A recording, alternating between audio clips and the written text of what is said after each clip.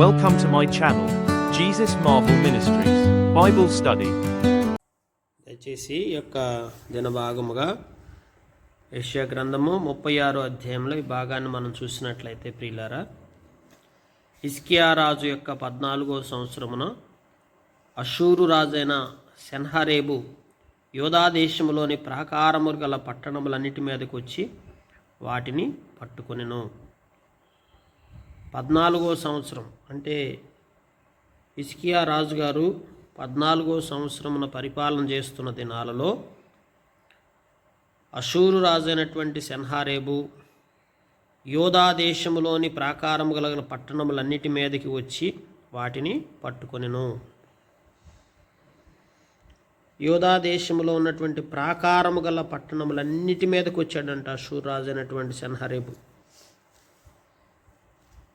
ప్రియమైన వారలారా, దేవుని ప్రజల మీదకి మరి లోకానుసారంగా శత్రువైనటువంటి అపవాది ఈ లోకానుసారమైనటువంటి మనుషులను ఆధారం చేసుకొని ఎన్నోసార్లు మన మీదకి యుద్ధానికి వచ్చినప్పుడు మనము ఎవరిని ఆధారం చేసుకోవాలి?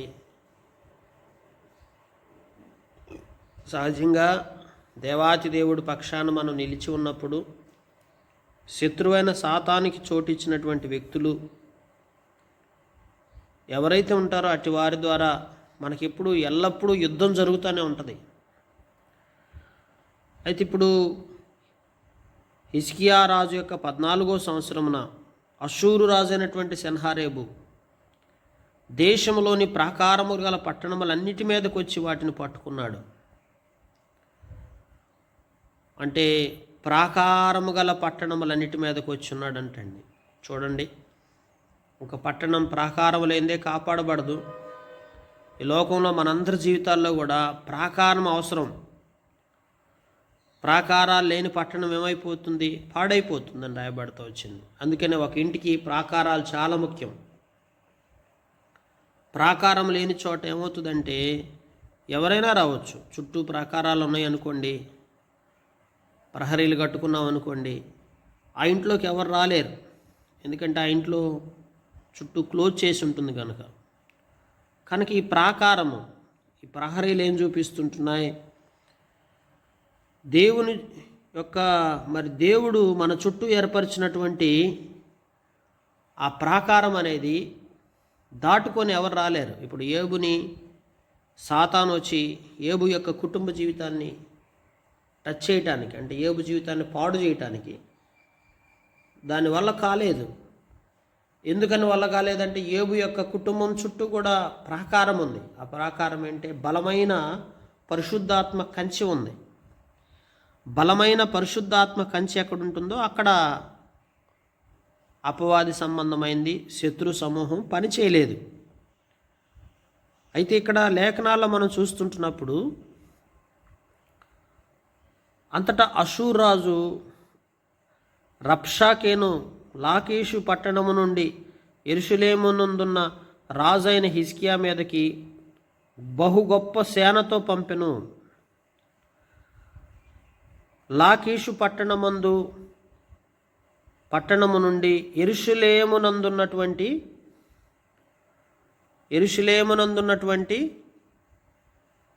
ఈ యొక్క హిజ్కియా యొద్దకి మరి పంపటం జరుగుతూ వచ్చింది. గొప్ప సేనతో పంపించాడు. అదేదో సాధారణమైనటువంటి మనుషులు కూడా కాదు.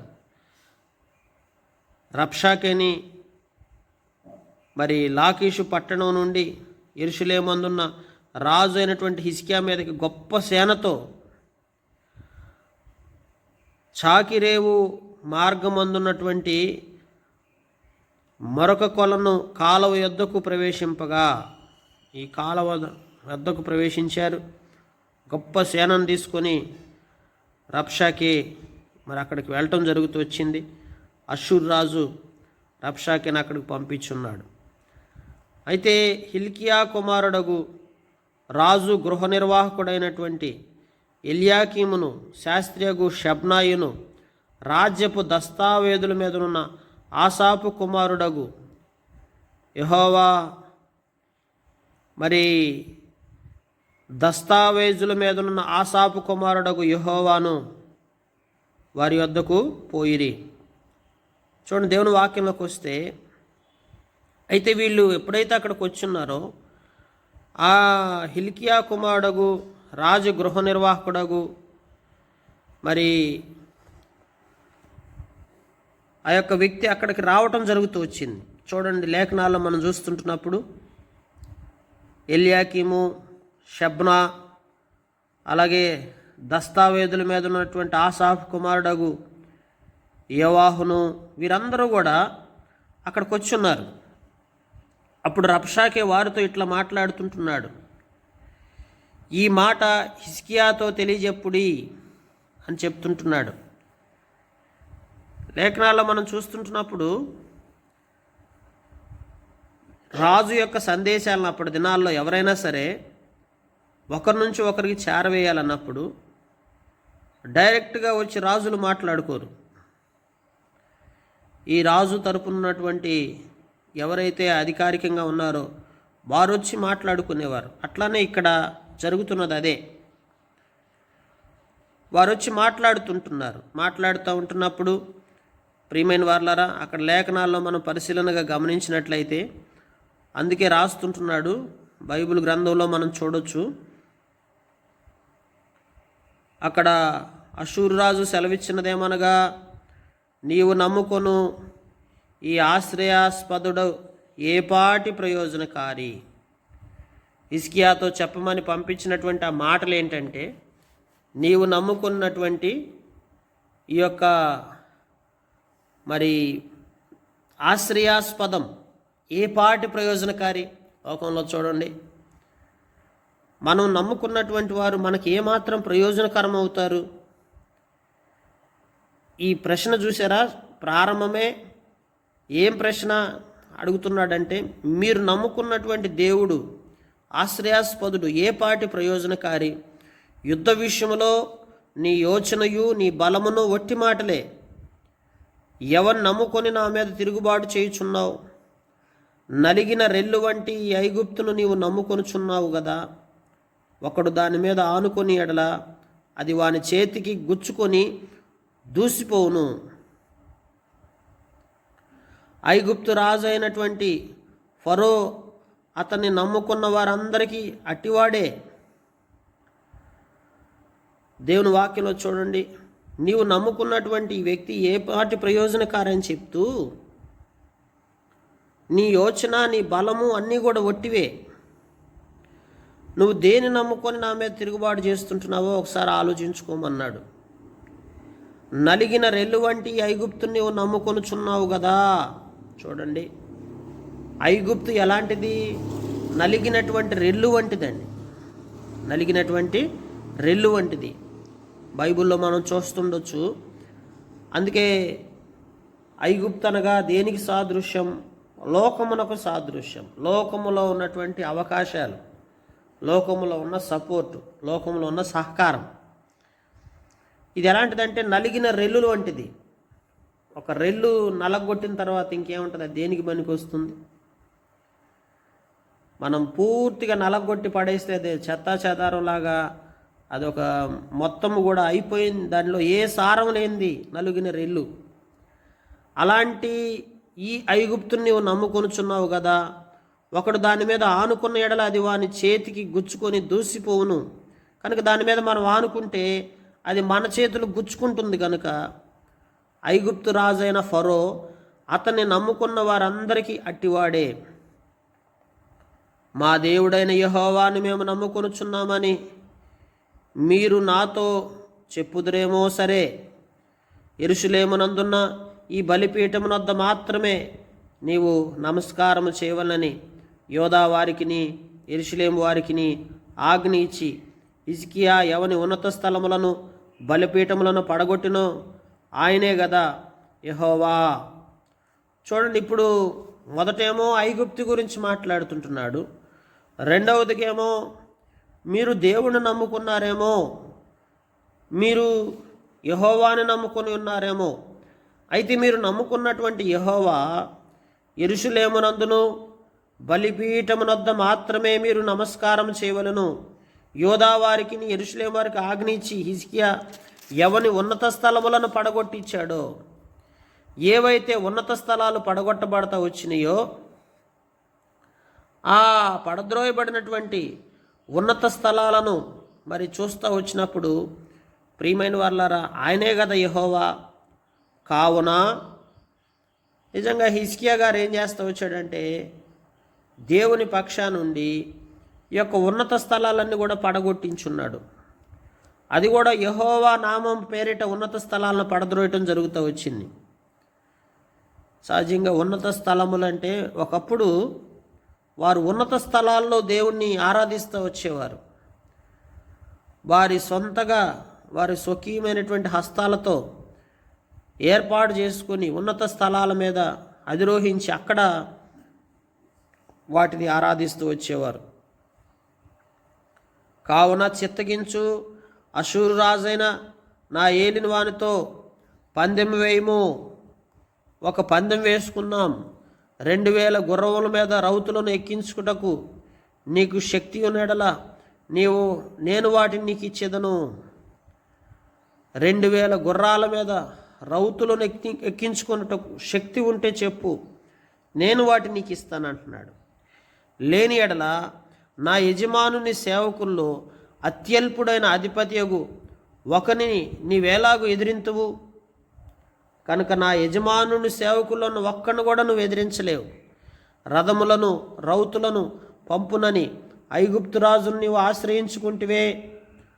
అయితే ఐగుప్తు రాజును ఆశ్రయిస్తా వచ్చేవే, రథాలు పంపిస్తాడని రౌతులను పంపిస్తాడని. ఇప్పుడు అషూరు రాజు అనేటువంటి సెనహరేబు మాటలు ఇవన్నీ. నీవు ఐగుప్తు రాజును నమ్ముకున్నావు, రథాలను పంపిస్తాడు రౌతులను పంపిస్తాడని. నేను నీకు ఇస్తాను గుర్రాలు, నీవు రౌతులను కలిగి ఉంటే నేనే నీకు గుర్రాలు ఇస్తాను అని చెప్తున్నాడు. నువ్వు ఐగుప్తు రాజును నమ్ముకోవటం కరెక్ట్ కాదు అని చెప్తున్నాడు. పిల్లారు, యెహోవా సెలవునందకే ఈ దేశమును పాడు చేయుటకు నేను వచ్చితున్నా లేదు. ఆ దేశం మీదకి పోయి దాన్ని పాడు చేయమని యెహోవా నాకు ఆజ్ఞించినని చెప్పెను. చూడండి సెనహరీబు ఏం మాట్లాడుతుంటున్నాడు. నాకు ఎవరు సెలవిచ్చారంటే మరి నాకు దేవుడే సెలవిచ్చాడు, మీరు నమ్ముకున్నటువంటి దేవుడే నాకు సెలవిచ్చాడు. నీవు ఐగుప్తు దేశాన్ని నమ్ముకోవటం కరెక్ట్ కాదని చెప్తుంటున్నాడని. బహుశా హిజ్కియా గారు ఇప్పుడు మనసులో దేవుణ్ణి కలిగి దేవుణ్ణి నమ్ముకున్న వ్యక్తి. ఒకప్పుడు దేవునికి ప్రార్థన చేసి ఉన్నత స్థలాలను పడగొట్టినటువంటి హిజ్కియా గారు తన జీవితంలో ఏం చేస్తూ వచ్చాడంటే ఐగుప్తుని ఆశ్రయించి ఐగుప్తు యొక్క బలాన్ని సపోర్టుని కొంత తీసుకోవటం మొదలుపెట్టాడు. రథాలను రౌతులను పంపునని ఐగుప్తు రాజును ఆశ్రయించాడు.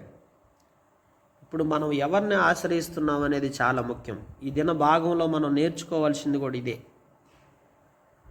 లోకంలో అండి ఒకవైపు మనం దేవుణ్ణి ఆశ్రయిస్తానే, మరోవైపు లోక సంబంధమైనటువంటి సపోర్టు సహకారాన్ని బాగా ఆశ్రయముగా చేసుకొని బతుకుతూ ఉంటాం. ఇదే మన బలహీనత. మన జీవితంలో ఏ ఒక్క వ్యక్తినో లేకపోతే ఏ ఒక్క కుటుంబాన్నో లేకపోతే ఏ ఒక్క మనుషుల సంబంధమైనటువంటి దేన్నైనా బలాన్ని ఆధారం చేసుకొని నువ్వెప్పుడు బ్రతకూడదు, గుర్తుపెట్టుకోండి. లేదా ఇతరితర వారి నుంచి సపోర్ట్ తీసుకోవటం. ఇప్పుడు ఒక్కోసారి మనం బలహీనపడినప్పుడు బయట నుంచి కొంత సపోర్ట్ తీసుకుంటుంటాం, ఎక్కడి నుంచో సహకారం తీసుకుంటుంటాం. ఇప్పుడు హిజ్కియా దేవుని పక్షాన దేవుణ్ణి ఆశ్రయంగా చేసుకొని ఉండాల్సినటువంటి అనుభవం అయితే ఇక్కడ ఏం చేస్తుంటున్నాడు, సెనహరీబు చెప్తున్నాడు. ఏం చెప్తున్నాడంటే నువ్వు ఐగుప్తుని ఆధారం చేసుకున్నావు, పోనీ నువ్వు దేవుణ్ణి ఆధారం చేసుకున్నావా, దేవుణ్ణి ఆశ్రయంగా చేసుకున్నావా? ఒకప్పుడు నీ దేవుడు నీకేం చేశాడో నాకు తెలుసు. నువ్వు దేవుణ్ణి ఆధారం చేసుకున్నావా, ఐగుప్తుని ఆధారం చేసుకున్నావా? నువ్వు దేన్ని ఆధారం చేసుకున్నావో, దేన్ని ఆశ్రయంగా చేసుకొని నువ్వు బ్రతుకుతున్నావో ఒకసారి ఆలోచించుకోమని ఇప్పుడు అన్యజనుడైనటువంటి మరి దేవుని గురించిన కొంచెం అవగాహన కలిగినప్పటికీ పరిపూర్ణమైన అవగాహన కలిగిన హిజ్కియాకి హెచ్చరిక తెలియపరుస్తున్నాడు. ఈరోజు మనందరి జీవితాల్లో మనం సృష్టికర్త అయిన దేవుని గుర్తెరిగాం, సర్వశక్తి గల దేవుడిని తెలుసుకున్నామండి. అలాంటి మనం దేవుణ్ణి ఆశ్రయంగా చేసుకోకుండా ఈ లోకానుసారంగా కొన్నిసార్లు మనకి దేవుడు కూడా కొన్ని మనకి అవకాశాలు ఇస్తాడు. మనం దీన్ని ఆధారం చేసుకుని ఆశ్రయం చేసుకుని బ్రతుకుతున్నామా అని పరీక్షించడానికి కూడా దేవుడు కొన్ని మనకు సదుపాయాలు, కొంతమంది వ్యక్తులను మనకు సహకారంగాను, అలాగే కొన్ని రకాలుగా మరి బయట నుంచి కూడా కొంతమంది సహకారం మనకు అందించడం, ఆ యొక్క సపోర్టు సహకారం అందించి అలా జరుగుతూ వచ్చినప్పుడు నువ్వు దేవుణ్ణి ఆశ్రయంగా చేసుకుంటున్నావా, ఇంక వేటినైనా ఆశ్రయం చేసుకుంటున్నావా అని దేవుడు ఎప్పుడు నిన్ను పరిశీలనగా గమనిస్తుంటాడు. ప్రియులారా, అందుకే మన జీవితాల్లో ఎన్నటెన్నటికి మన ఆశ్రయ దుర్గం ఎవరో తెలుసా? సర్వశక్తి కల దేవుడు మాత్రమేనండి. ఇంకా మరి ఎవరిని కూడా మనం ఆశ్రయంగా చేసుకుని ఉండకూడదు. ఉదయకాల సంబంధం ఒకవేళ మనము కూడా అట్లాగా దేవునిలో ఉండి దేవుణ్ణి ఆశ్రయంగా చేసుకుని జీవిస్తున్నామని పైకి పేరుకు చెప్పుకుంటా లోపల అంతరంగికంగా అట్టి రీతిగా దేవుణ్ణి ఆశ్రయంగా చేసుకోనకుండా వేరే వాటిని ఎటునైనా ఆశ్రయంగా చేసుకుని బ్రతికే జీవితంలో మనం అట్లాంటి స్థితిలో మనం ఏమైనా ఉన్నట్లయితే ఈ యొక్క ఉదయకాల సంబంధం ప్రభు పాదాల చెంతకు వచ్చి ప్రభువుని క్షమాపణ వేడదాం. దేవా, నన్ను బలపరచయ్యా, నా జీవితంలో నేను వేటినో ఆశ్రయం చేసుకుని బ్రతుకుతున్నానయ్యా. అలా కాదు తండ్రి, ఇక నేను ఎన్నటికీ ఇంక వేటిని ఆశ్రయం చేసుకును, నిన్ను మాత్రమే ఆశ్రయం చేసుకుని జీవిస్తానని చెప్పి దేవునికి చెప్తే మనం ఎంతో ఆశీర్వదించబడతాం. దావీదు అంటాడు, నా కొండ, నా కోట, నా ఆశ్రయము, నా దుర్గము. ఎంత పొగుడుతాడో దేవుణ్ణి. ఇంక ఎంత చెప్పినా నా జీవితం అంతా నువ్వేనయ్యా, మీరు లేకపోతే నా జీవితమే లేదు, మీరే నాకు సహకారం, మీరే నాకు ఆశ్రయం అనే రీతిగా దావీదు ఎట్లయితే చెప్తా వచ్చాడో అదేవిధంగా ఈ ఉదయకాల సంబంధం మనందరము కూడా దేవుణ్ణి ఆశ్రయంగా చేసుకుని బ్రతకటం నేర్చుకుందాం. ఒకసారి దేవుణ్ణి ఆశ్రయించిన తర్వాత కూడా మరలా లోకాన్ని ఆశ్రయించి ఐగుప్తును ఆశ్రయించి నష్టపోయే పరిస్థితి మన జీవితాల్లో ఎప్పుడూ తలెత్తకుండా ఉండలాగున ప్రభు సన్నిధిలో మోకరిల్లి దేవా నన్ను బలపరచమని దేవుణ్ణి అడిగినట్లయితే దేవుడు ఇక నుంచి నీ జీవితాన్ని ఎంతో ఆశీర్వాదకరంగా చేసుకుంటూ వస్తాడు. దేవుని చేత దీవించబడతాం, ఆశీర్వాదకరంగా చేయబడతాం, వర్ధిల్లుతూ వస్తాం. ఇతరితర వాటిని ఆశ్రయం చేసుకుని బ్రతికామంటే తప్పక నష్టపోతామండి. కనుక అటు రీతిగా మనం ప్రభు పాదాల చెంతకు వచ్చి అటు రీతిగా మనం ప్రార్థించుకొని ప్రభు దగ్గర క్షమాపణ వేరుకొని అటు రీతిగా ఇక నుండి ఆశ్రయ దుర్గమైన దేవుణ్ణి మాత్రమే నమ్ముకొని మన జీవితాలు ఆశీర్వాదకరంగా చేయబడలాగా దేవుడి మాటలు దీవించి మన గ్రహింపులు తీసుకొచ్చి మనకు సహాయం చేసి మనల్ని బలపరచునుగాక.